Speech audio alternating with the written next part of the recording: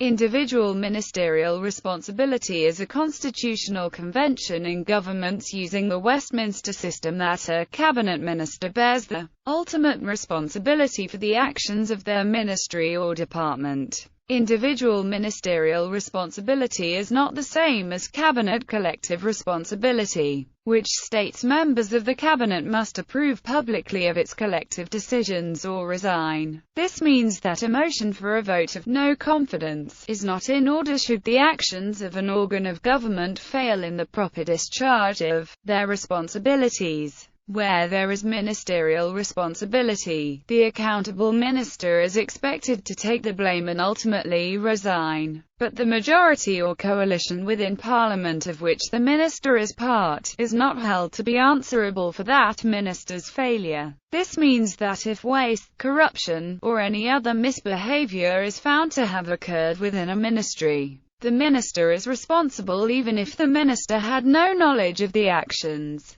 A minister is ultimately responsible for all actions by a ministry because, even without knowledge of an infraction by subordinates, the minister approved the hiring and continued employment of those civil servants. If misdeeds are found to have occurred in a ministry, the minister is expected to resign. It is also possible for a minister to face criminal charges for malfeasance under their watch. The principle is considered essential, as it is seen to guarantee that an elected official is answerable for every single government decision. It is also important to motivate ministers to closely scrutinize the activities within their departments. One rule coming from this principle is that each cabinet member answers for their own ministry in Parliament's question time. The reverse of ministerial responsibility is that civil servants are not supposed to take credit for the successes of their department, allowing the government to claim them. In recent years, some commentators have argued the notion of ministerial responsibility has been eroded in many Commonwealth countries. While the doctrine is a constitutional convention, there is no formal mechanism for enforcing the rule. Today, ministers frequently use ignorance of misbehavior as an argument for lack of culpability. While opposition parties rarely accept this argument, the electorate is often more accepting. In most other Commonwealth countries, such cases are today hardly ever brought to trial. Canada. For organizational purposes, there are cabinet ministers who are responsible for all activity within their department.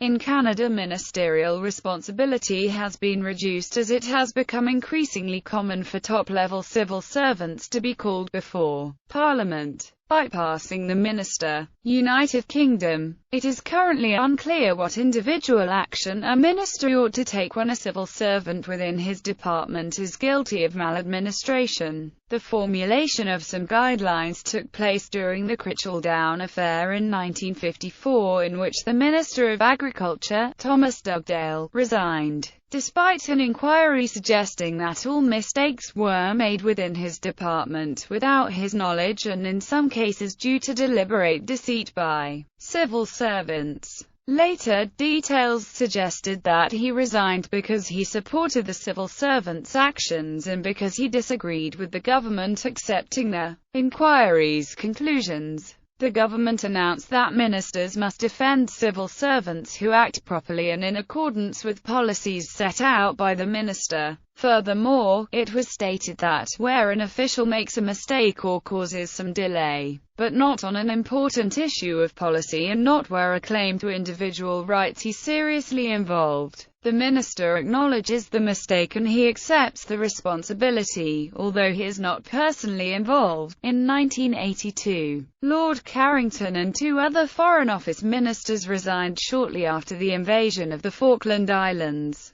Later official reviews stated that, although there had been misjudgments within the Foreign Office, no responsibility attached to any individual within the government. However, in 1983, when 38 IRA prisoners broke out of the Maze prison, the Secretary of State for Northern Ireland, James Pryor, did not resign, explaining that the breakout was not caused by any policy initiative originating from him. This latter position has become the norm in British politics. An exception might be Estelle Morris, who resigned as Secretary of State for Education in 2002, saying she had not done well enough after a scandal over A-level marking. Some recent resignations due to personal errors of judgment or impropriety include the resignation of Ron Davies, the Secretary of State for Wales, for sexual misconduct in 1998, and the resignation of Peter Mandelson, Secretary of State for Trade and Industry, for failing to disclose a substantial loan by a cabinet colleague in 1999. Responsibility, accountability. An argument put forward during the Scott inquiry into the arms to Iraq affair was a distinction between political responsibility and political accountability. The Premier has the same responsibilities as other ministers in being subject to cabinet collective responsibility. The Premier also has special responsibilities to advise the Queen on the appointment and dismissal of the Governor, advise the Governor on the appointment and dismissal of ministers, either portfolio ministers or delegate ministers, advise the Governor on Executive Council meetings, control the agenda of Cabinet, require matters to be referred to Cabinet and for the operation of Cabinet. As Chair of Cabinet, the Premier can refer matters back to ministers and request the amendment of submissions which do not comply with standards. The Premier also has a broad agency to bind the government in any matter in the ordinary course of government administration. New Zealand. In New Zealand, ministerial responsibility has tended to follow British practice. Ministers have resigned in cases of personal misconduct, but more rarely in cases of maladministration. Ministers have refused to resign in some cases where they have been asked to account for departmental errors. The most famous case was Bob Semple, who refused to resign in 1943 over engineering failures in the construction of a railway tunnel. He was quoted as saying, "I am responsible, but not to blame." Subsequent notable incidents have included the refusal of a minister's resignation in the 1980s over compromised security of budget documents, a minister resigning his portfolio over the 1995 Cave Creek disaster, and the resignation of a minister in 2011 for appearing to interfere in the administration of an ACC case.